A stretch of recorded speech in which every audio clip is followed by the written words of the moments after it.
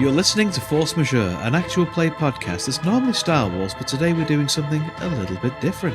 My name is Adam and I'm your host, and you'll find out exactly what that is after these words from our sponsors. Hello friends, and welcome to today's micropod on behalf of the Smiley Corporation. Your need-to-know nuggets of knowledge for the day are: we're afraid that there's a product recall on any jars of almost apple-flavored Boo Bar's Baby Chow purchased in the last 4 months. This is due to the levels of toxic addictorine being above the acceptable limits. We're delighted to assure you that the levels of toxic addictorine are within acceptable limits for all other flavors. Say, "Hey, Rebecca, Boo Bar Badness" for more details. The Smiley Corporation needs you. We are recruiting for more happiness confirmers for our guaranteed customer satisfaction department. No previous military service is required. All training is provided, and armaments are also supplied at very reasonable rental prices. With great employee benefits like discounted healthcare plans and truncheon insurance, we're sure you'll fit right in. Say, "Hey Rebecca, happiness is mandatory" for more details. Coming soon to Smiley Vision, the latest season of Captain Punch Bastard and the Grit Squad. This bold new take on superheroics has won critical acclaim from the Smile Academy of Approved Television, and this season will have even more gratuitous violence than the last one. Say, "Hey Rebecca, give me Punch Bastard" for more details. And that's all for this micropod. Coming next, an hour of hypnagogic white noise designed to calm the mind and ease stress, and which is compulsory for all Smiley Corporation employees. Stay tuned and keep smiling.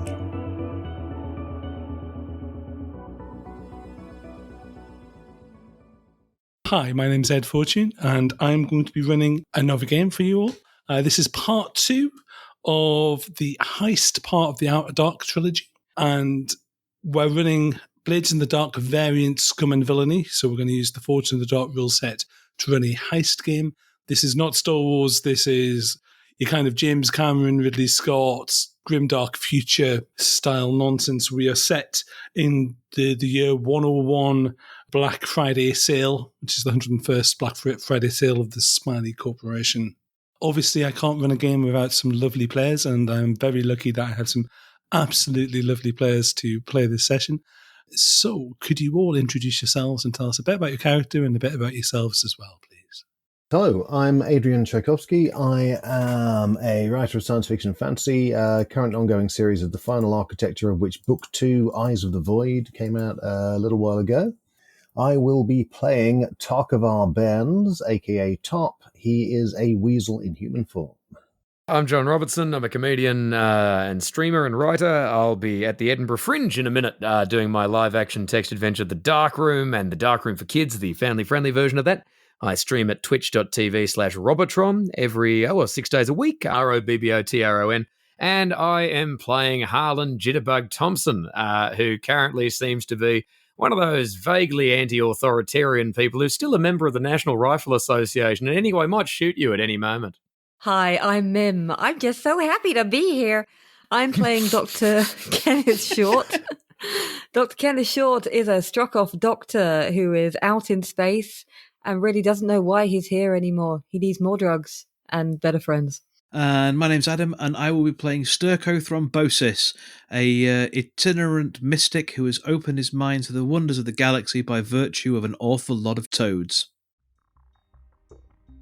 So, where we left our brave crew of the Lord Jim, they were plotting a course, and they decided to follow. They're on a big score looking for some sort of mysterious cargo in a long-forgotten ship called the Heart of Darkness.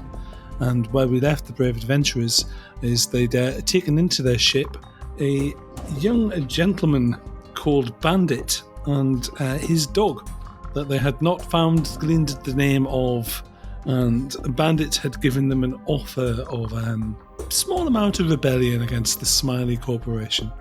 So where we open up, we have the extremely wobbly looking set of the bridge of your ship, unless you're about to tell me you've taken them somewhere else for milkshakes.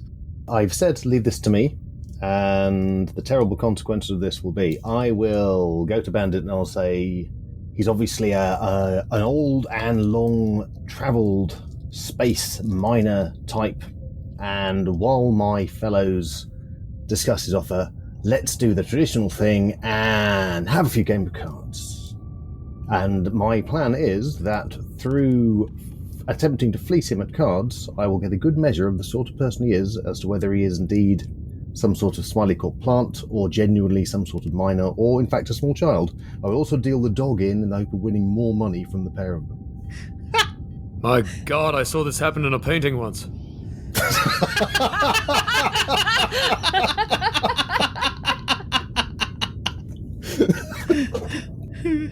Yeah, I'm up for cards. Have you got your own deck? Yes. I say getting out this item on my equipment, which is trick holo cards.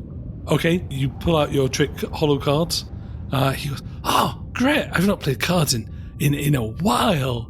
And he affixes to his dog a small green visor, and he pulls out a little deck box as well that he's got, and he immediately riffle shuffles his cards, which obviously are plastic backed, and you begin to play a card game. Yeah. He pulls out Pot of Greed almost as his first card. That's about all I know about Yu-Gi-Oh! So that's where we're going to stop there. I think we're supposed to shout the rules at each other at the tops of our voices without ever pausing for breath. Yeah, he screams, "Magic Kitten!" as he slams down several cards. Okay, I'll play Mr. Bun the Baker. A Pikachu. My God, a brave strategy. And Lanawa Elves. 1/1 green mana. He counters with the rules of the game. You don't know Go Johnny Go Go Go Go? Doc doesn't know Joe Johnny Go Go Go Go. What about Slippery Jack? Is it like Cripple Mr. Onion? Yes. Do you want to make me some sort of gambling roll? I'm assuming gambling is probably under Consort, of which I have nothing. Are you trying to cheat? It could be under Skulk. Oh, that's a good point, actually. Yes, in that case, I'm trying to cheat like a bastard. So yes, I will suggest that Skulk is probably more appropriate. Well, otherwise, Adrian, were you trying to gamble really well? No, I was just thinking that I better roll to see how well the gambling goes. Consort seems to be that sad skill that never actually gets any use in this game. So I was thinking it needed an outing. But you're right, Skulk is absolutely the cheaty skill. So yes, and I am going to try and cadge an extra dice on the basis that I'm using my own rigged set of cards. Yep, I'm happy with that. And you're trying to get the measure of him, aren't you? Well, it's one of those situations where I'm starting off trying to get the measure out of him, and at some point that will flip over into trying to take everything up to and including his shirt and his dog. Yeah. Can I offer the kid a cigarette to see if it puts him off? Can I offer him a toad in case to see if it can put him off? I'm going to point my gun at the dog. You can have an extra dice for the fact that the crew are assisting, he says euphemistically, with you, and the dog is looking really innocently at the gun.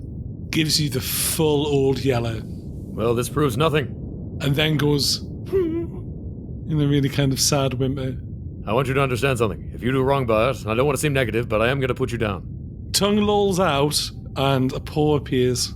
You swear it wasn't a moment ago, but it's not only is the dog now wearing a visor, but it's also got like a yellow bandana, and it's got the word Smoky on its collar. It is adorable. I cock the trigger. No, I think you should make him roll to see if even his bitter, twisted NRA heart softens. It's just another animal, goddammit. It has no loyalty to us. Is it an animal or is it a reflection of your soul? I have got the best one I've got of the 5, which is pretty good. What I'm going to ask you to do is roll me 2d6 and tell me what you get for the muscle. All right. It's a 6 and a 2. So you have an irresistible urge to give it a biscuit. Fine, you're a good boy. You're a good boy. You gotta reward it. It stood up for its friend. Good. I knew you had a soft spot. I'm going to give the dog a biscuit, and if it turns its back on us, I'm going to give it a slug as well. There we are. I'll go have to get a biscuit. That'll work. Can I attune to the way to see if the dog is psychic? Yes. Make an attune roll, please. What's my position effect? Risky for standard? Risky for default, yeah. I got a 6 and a 1, but the 6 is the one that matters. Full success.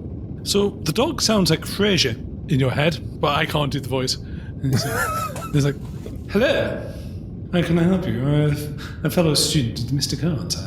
Oh, so it is a whole thing going on here.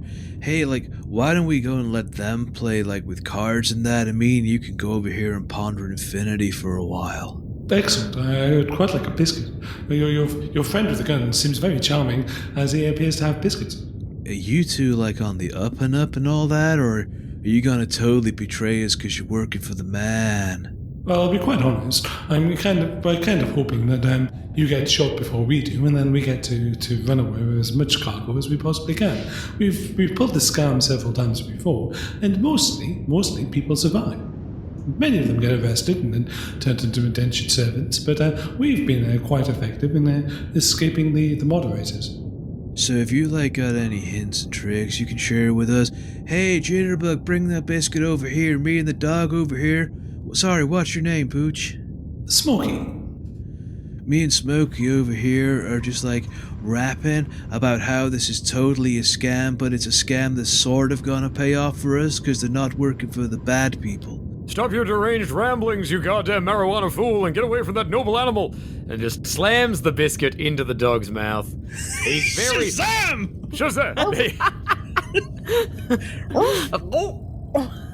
Adrian, to get to your dice roll, which is where we started with all this nonsense, you win as much as you lose. Mm-hmm. Every time you think you're about to get the edge, the dog appears and puts a paw on his hand, giving a slight advantage. You're not sure how the dog is helping, but the dog is definitely helping in some way. But he seems to be, he's cheating as much as you are, but he's also aware that where you're both cheating, you're there's a moment where you're both playing the game a certain way. But is he cheating like a cop, or is he cheating like a villain? He's cheating like a boy on the edge.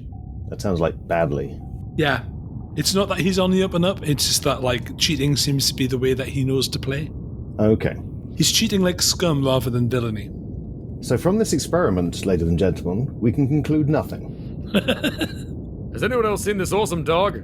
No, I swear to you. So me and Smokey, we had a little chat, and the plan is that they are gonna make a break for it and hope that we die instead of them. But if we don't die, that's also cool.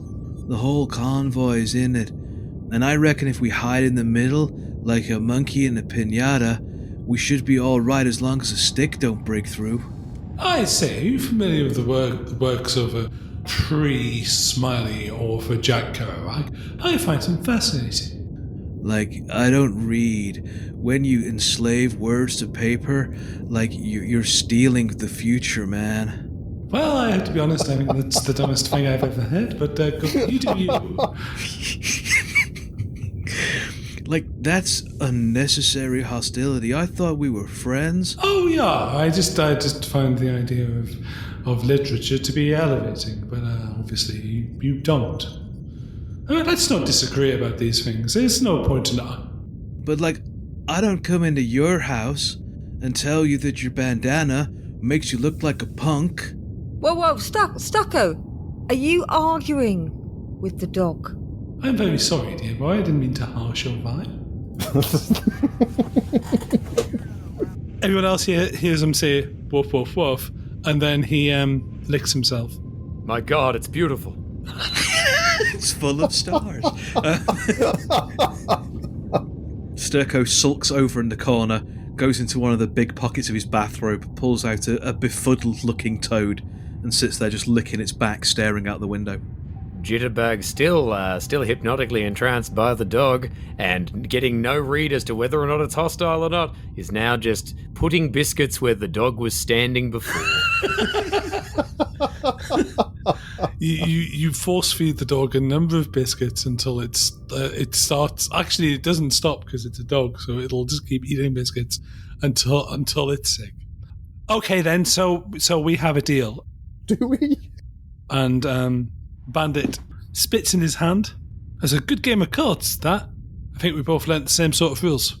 Yeah. I will hold out my hand for Jitterbug to spit in it. Not use my own spit like a sucker. He has far nastier spit than I do. I have honest phlegm. I knew an honest phlegm. His name was a lie. Enough about your goddamn street gutter friends. Form a goddamn drum circle and leave the rest of us alone. I can't believe that the person who has possibly seen the most through this kid was the man having a conversation with the goddamn dog. Okay, I guess we have a plan. So do we get to keep? Are we keeping the dog with that part of the thing, or are we repatriating the dog? That beast is not allowed to stay on this vessel. Oh, you He's got a off the dog now? No, just get him back to Bandit. He's a judgmental hound. Excuse me, small boy full of lies. Your dog is full. You're gonna need to carry it. Oh, There are 300 biscuits in the dog. well, thank you very much for the biscuits, mister. It has stopped breathing. There is a moment, and then there is an enormous dog fart. Oh, god damn it, I wish I'd stopped breathing. Oh, okay, kid. We've seen your act. We know what you're doing. Could be beneficial to all of us, but don't treat us like we're Johnny-come-latelys, okay? Good luck. Keep your head down. Grab as much as you can and run. Whatever you do, don't go too far in. That way you get lost. Too far in where? To the edge. You know anyone ever been there? All the way? Don't know anyone who's been to the edge and seen it and then come back. No one comes back from the edge. I'm sure you can go into an edge. You tend to go out of edges, really, don't you? Well, there's an edge. The further you go into where the edge is, the less likely you are to come back.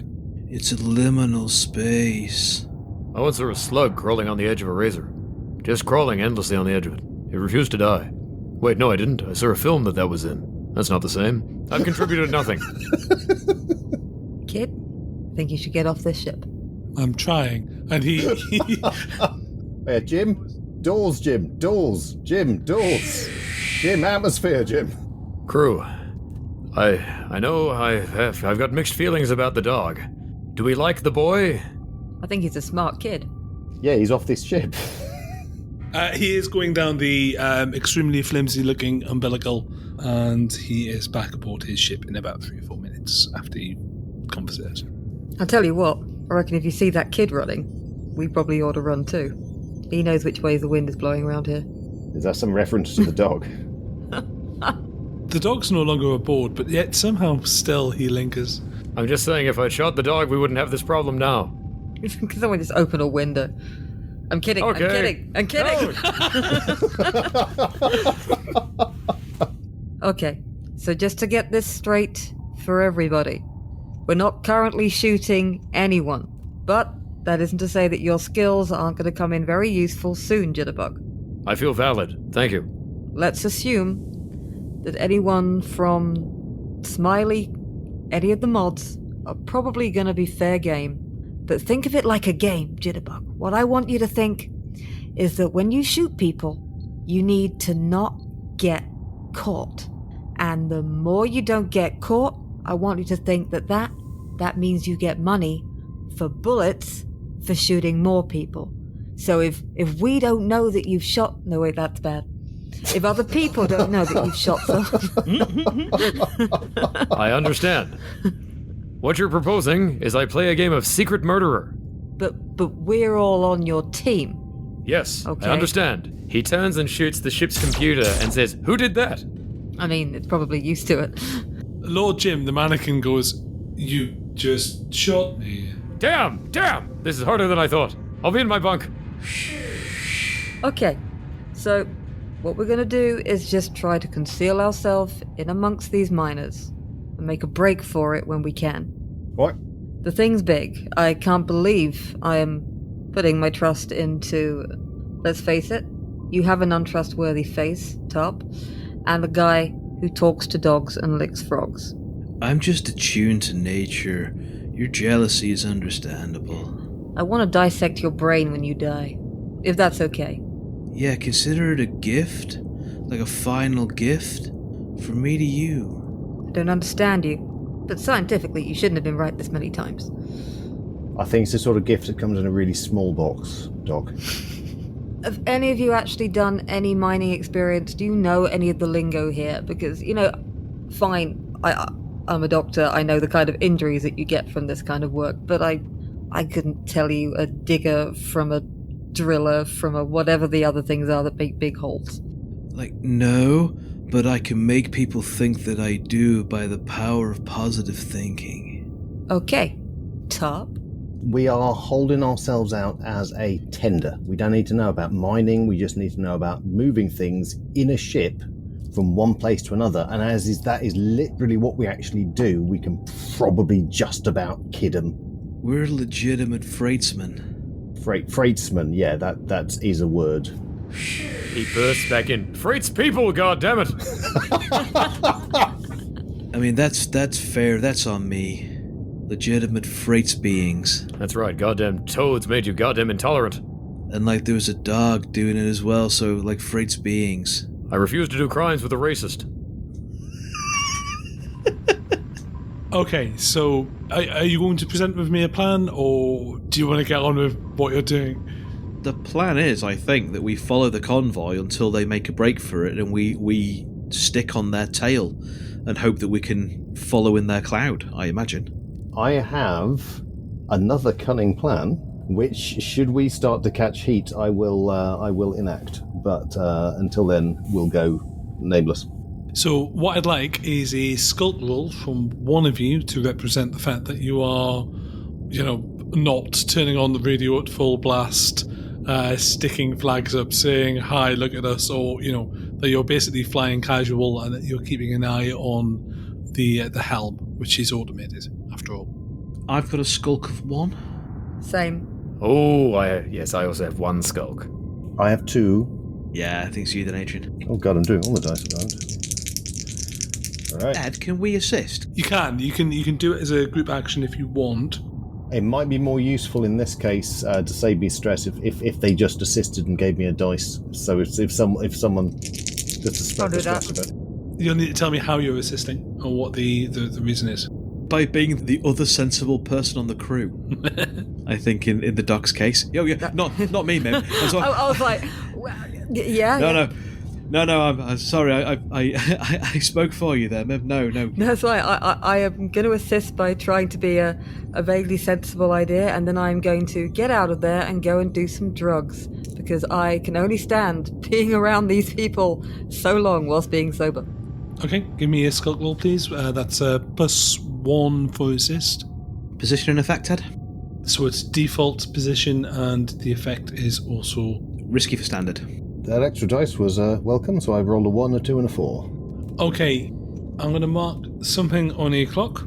So clocks are basically, the more I mark off, the more likely something horrible is going to happen. I've started a 4-part clock, which is the moderator's notice. Okay. You don't miss the check-in, but also you don't time it well enough to go past the check-in. And as your kind of ship aligns, a moderator ship, which is a small kind of dome-shaped gunship, essentially, stops, and the screen bursts to life, and there is a humanoid figure whose face is entirely a smiley face. It's like big smile, big yellow smiley face. But the rest of them is body armor. Like Boss Smiley from... More like someone in mechanical power armor, wearing a big yellow dome with a smiley face painted onto it. but it's done. It's not like it's professionally done, if you see what I mean. Mm-hmm. So it gives you the effect of a big, friendly, smiley meta machine. Just like Jitterbug. Yes, don't worry. I know how to communicate with these swine. He turns and looks at the thing. Hello! We are miners! That'll get him. Bark, bark! I have a dog! Bark!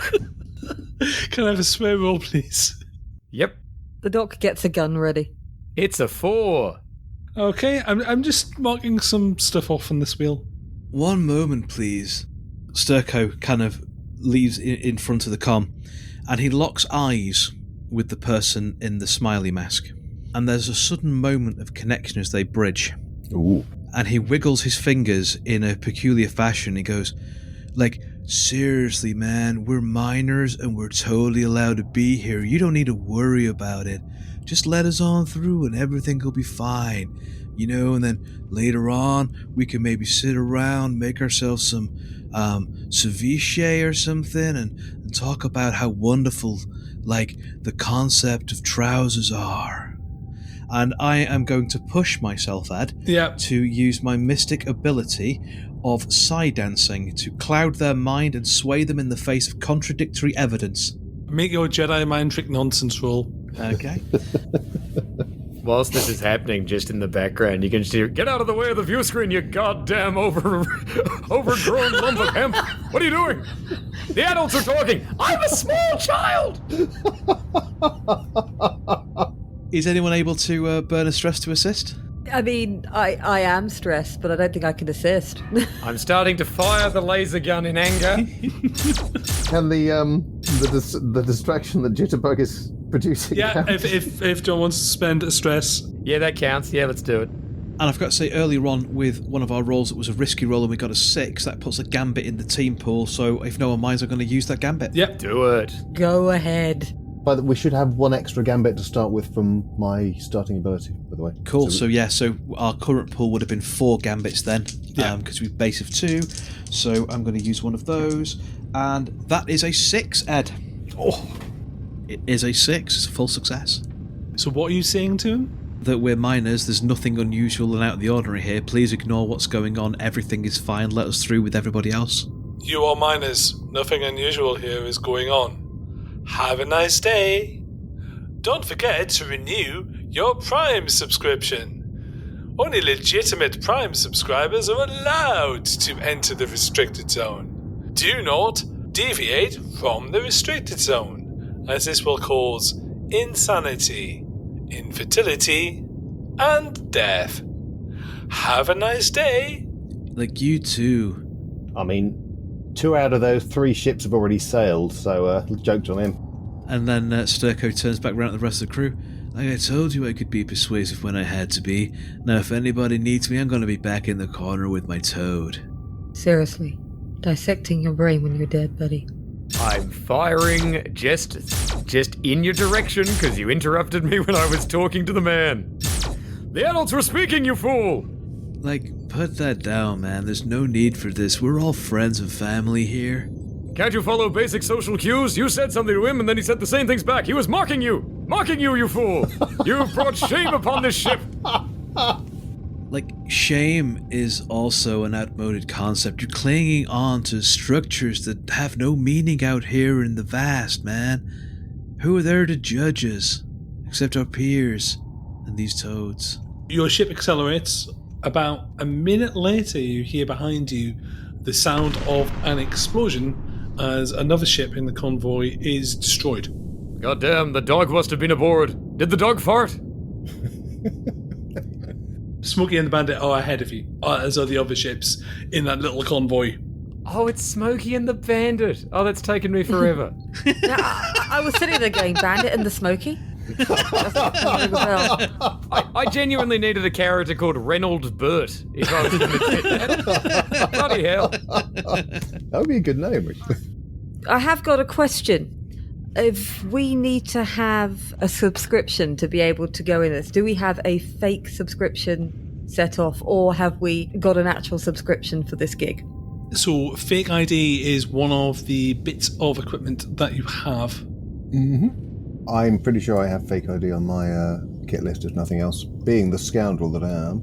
And the ship's equipped with a fake transponder. Okay. So that's essentially they think you're legitimate. So the convoy continues for a while, at which point you all start to get a strange vibe, and the lights go from their normal illumination and they drop to a yellow, at which point the Lord Jim starts saying, "Yellow alert! Yellow alert! Splendid! Yellow alert!"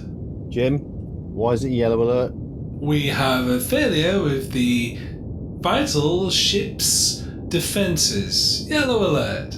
Is that the abracadabra field? Yes. Correctly assessed. The abracadabra's field is intermittently failing. Why? I have no idea. Let me stand up and check. Oh, look. I have no legs. Like, can't you, run a diagnostic or something without having to stand up? That seems like a real, technical flaw in your design there, buddy. I can initiate a diagnostic. I cannot run one, however, as I have no legs. I didn't come here for your goddamn wordplay. Initiate the damn diagnostic. He's just rubbing it in that we sold his legs. Does anyone else know how to deal with this ship? We don't look. We were told this was going to happen, weren't we? This is good. This means we're in the right place. I thought it would happen closer to it. Vital bit to the ship's systems failing is a good thing. All right, what I'd like to do is take a quick scan from each of you so that I can check what effects not having the shield is going to have on us. Is that okay? Yeah? I consent to your taking of my medical information. I mean, not having the shield is supposed to drive you crazy, isn't it? So how are you going to know? Because I'm going to find your base level of insanity and then maybe work on giving you some drugs to try and keep you at the base level of insanity. Oh, drugs. Why didn't you say? I can use the term medicine if you prefer. No, I really like drugs. Not as much as you, not as much as him, probably more than him. I consider myself a connoisseur. I'm going to say this is a controlled roll with a standard effect. Doctor roll. Okay, that is a 4 and a 5. Okay, so the effects appear to be mild paranoia followed by delusion. At the moment... How are we going to know? That's an improvement. Okay. Only mild paranoia, you say? Feeling better than usual. I don't trust it. So two things happen. Firstly, Lord Jim goes, "Diagnostic complete. Abracadabra's field active." And the lights go back on. "Please replace your systems at the earliest opportunity." The Doctor Strange effect, you are able to figure out that the reason this has happened is because your ship is not very good. So this is not an external effect. This is it just failing under the stress. So I was right, we're not close enough. The crew, however, haven't failed under the stress, and it's hard to tell whether it's because they spend most of their time in a ship failing out Abracadabra's field anyway, and they've all gone a bit weird, or they're just like that. But you're fairly confident that you've avoided the worst of the effects. Okay. You could probably perform an experiment. You could drug one of them and expose them to a limited amount of effects to find out more, but it would involve injecting something into one of them and obviously getting their consent. So just to confirm, we're not close enough to the score for this to be affecting us. This is just because our ship is crap. Yes. Okay. Yeah. I thought so. Guys, we're not close enough to be getting these effects. This is just the ship being crap. I thought I'd reiterate it nice and clearly. We could probably do with fixing it up a bit if we want to not have some of the side effects. I mean, I'm not saying some of the side effects probably wouldn't be what we're after whenever we take drugs anyway, but but they wouldn't be good. When we actually get closer, I'd like to put a monitoring device on each of you, just so we can make sure that none of us are going too crazy to be useful. Not an insult to it, but it could help.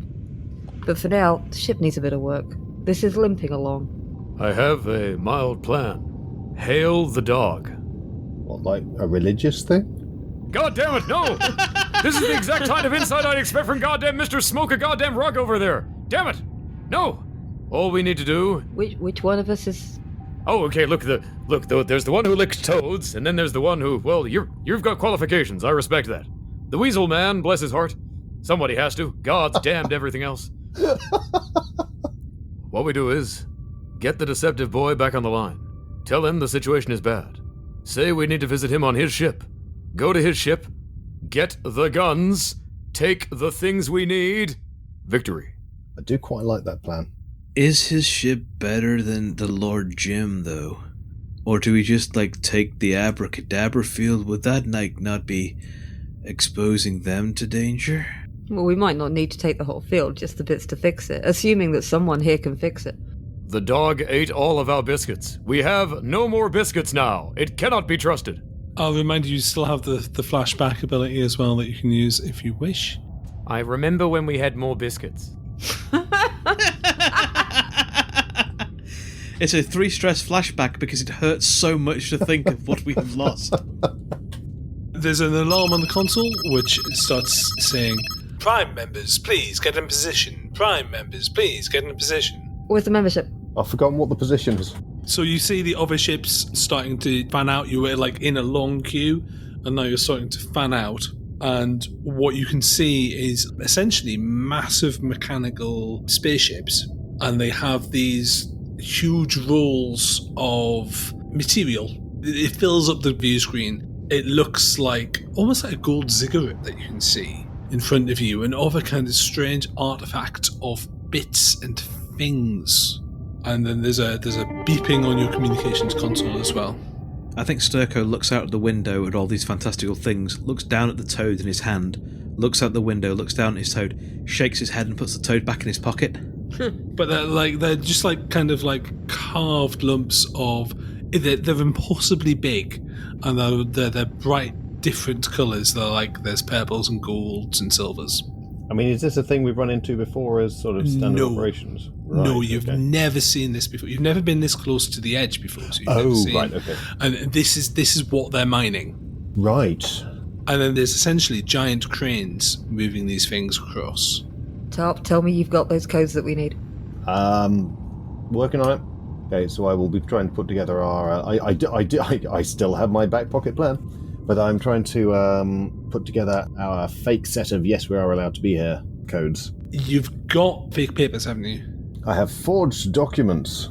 Okay. And a fake transponder. It's the fancy word for fake papers. Yes, it shows that I'm the Baron of Strathmuir and own a large house. How dare you? These are not fake papers, these are forged documents. Make me a swirl with +2 dice. Oh, cool. Yeah, I was going to give him some stress, but no. No, save your stress. I'm sure we're going to need it. That is a 6 and also a 5, but not 2 6s, sadly. You send your codes, they send your codes back, they tell you where your claim will be. The Smutty and the Bandit are supplying the cargo to you, and that they're doing the extraction. Right, okay. And then you get a little transponder code back saying, in 10. In 10 of what? In 9. That's when they break and we all make a run for it with the rest of them. Remember, the dog made it clear. I thought we'd done that already. Oh, I didn't think we were doing it. I thought we were... What? Didn't that already happen? No, that hasn't happened already. Oh. I thought we were still with the kid and on the way. I didn't think we were breaking anything yet. My God, I've been living a flashback. You stay off my toads, man. You've gotten to the mining area, and then Right. he sent you a code saying... So he's breaking off we're all breaking off for a better claim elsewhere. Yes. Right. But we haven't got the shield fixed. Oh, God. You have flashbacks if you want to. Does anyone have rig? Yes, No. I have a rig. Nothing in the way of rig. Actually, well, I can. I'm a doctor, not a blank, so I can push myself to roll my doctor rating while performing a different action, so I can try and medic the shield if you want. Medic the ship. Okay, I'm going to need a fresh pack of cigarettes for this. Okay. Shall I try and fix it on the go? I don't know. You do that. Alright, so I'm using my I'm a doctor, not a blah ability, while this countdown is happening, so, no stress. Okay. To try and fix the shield. So you go over to the abracadabra shield area in the engine room. You open up the console. There is an enormous toad connected with various wires. Don't underestimate the Batrachian magic. They bind the world, man. Am I going to have to give this toad mouth to mouth? I'm seeing it in my future. I'm seeing it. My God, Doctor, if you do that, the contact high alone's going to blast you into a different atmosphere. I'm not designed for this. All right. I perform gentle CPR on the toad. Okay, you pick it up and blow gently into the toad. I've never read a story in which this didn't solve everything. Can I have a rig roll, essentially, but it's a doctor roll. Okay, so that's 2 dice. Do I have to do anything else? Since it's my toad, I'm going to spend a stress to assist, since I can advise you in the best ways of amphibian care. That gives you an extra dice. So push yourself. That's either going to cost you 2 stress, or you can take a devil's bargain. I don't think I need to take a devil's bargain this early on. Surely. Guys, how are we feeling about our spiritual intentions here? Well, what is the devil's bargain? If Ed tells you what it is, you don't have to accept it. Don't have to? You just need to know what it is, so yeah. Okay. Ed, what does a devil's bargain look like then? You're going to get hallucinogenic backwash from the toad. Oh, hell no. I'll take that then. Okay. All right. Pucker up, buddy. So I gently massage the toad, I check its teeny tiny pulse, lick it, and then give it mouth-to-mouth resuscitation before eventually deciding the best thing to do is probably to give it a shot of cocaine. Okay, you get the vital ship's psychic defense mechanism high. Oh dear. This is the way. That's a 4 and a 3 that I've rolled. 4's good. Feels good. Did you add your extra dice? Oh no, sorry. I got a 4 and a 3 and a 2. And an extra dice from me as well. And a 1. So yeah, thanks guys. That just went 4, 3, 2, 1. Oh my God, the sound of the dice tray was like a gong, just a death knell. It felt like the Undertaker was coming in. My God. Each one successively works. Yeah. You didn't need to lick a toad to see that was going to be 1. Just tell me it lives. The toad is much larger than you think it is. And I will tell you the effect of the side effect in a moment. At which point there is a break as the counter hits 0, and they make a break for it. Who would like to roll the helm roll, which is 2 dice for the pilot? Pick someone, unless you're doing something more clever. No, bugger it. He runs forward and, yep, let's do it. Roll 2. If you want to add anything, let me know. What's our position affected? Unless I say otherwise, it's both the defaults. It's risky standard. Out of interest, the helm controls, are they surprisingly manual in any way? Like, Yes, so they're enormous joysticks, oh, goody. which the pilot is kind of connected to, if you see what I mean. Okay. But you can, just wrestle it off it. Oh, good, because my bloke is, he's unstoppable, is his ability. He can push himself to perform a feat of physical force that verges on the superhuman. So, whatever it is that's required, here he goes. Time to roll? Yep. 5 and 1. You know that scene from Charlie and the Chocolate Factory where they go through the tunnel? Oh, great. Oh yeah. There's no earthly way of knowing which direction we are going. As something jumps and you see the moderators break off and start chasing everyone.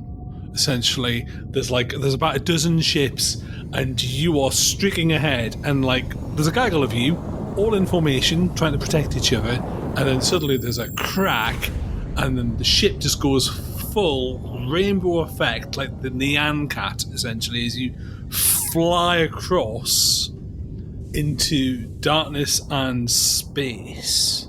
And we're going to leave the session as you hit the edge of space. What you see is an enormous humanoid form. Big crested helmets, massive eyes the size of moons, huge arms and hands as you head into the darkness. And we'll leave it there. And before we leave you today, this episode's patron is Rickard Nielsen, Ricard is, as far as I can gather, leading the vanguard of our Swedish Revolution, so thank you very much for that, and if I'm wrong in exactly where you're from, please accept my apologies. Thank you very much for backing the show, Ricard, and thank you to everybody for listening to this. We hope you are enjoying this continued experiment of something a little bit different, and we will see you for episode 3 next time.